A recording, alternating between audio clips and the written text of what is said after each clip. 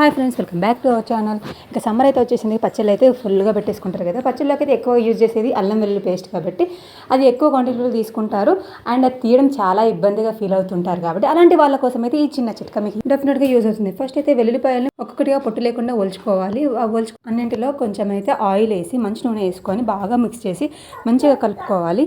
దీన్ని తీసుకెళ్ళి ఎండలో అయితే ఒక కవర్లో అయితే వేసి ఎండలో అయితే ఒక 1 అవర్ పాటుగా ఎండబెట్టుకోవాలి.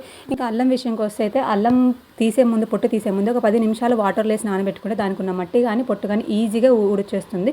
ఆ తర్వాత ఈజీగా కటింగ్ చేసేసుకొని చూడండి ఎంత ఫ్రెష్గా ఉందో. అల్లం పొట్టునైతే నేనైతే టీలోకి అయితే వాడుకుంటాను అని చెప్పేసి తీసైతే ఎండలో ఆరబెట్టుకుంటున్నాను. 1 అవర్ పాటుగా ఎండబెట్టిన వెల్లుల్లిపాయలను అయితే ఇంకా ఇలా మూట కట్టేసి ఒక 10 నిమిషాల పాటు టకాటకా కింద కొట్టుకుంటూ ఉంటే చూడండి ఎంత మొత్తం క్లీన్గా పొట్టు అయితే ఊడిపోతుంది. గోర్లతో తీసే పని ఉండదు, చేతులు మంటగా కూడా ఉండదు. వీడియో కనుక మీకు యూజ్ అయినట్లయితే please like and share, subscribe చేసుకోండి, మా ఛానల్ని సపోర్ట్ చేయండి ప్లీజ్.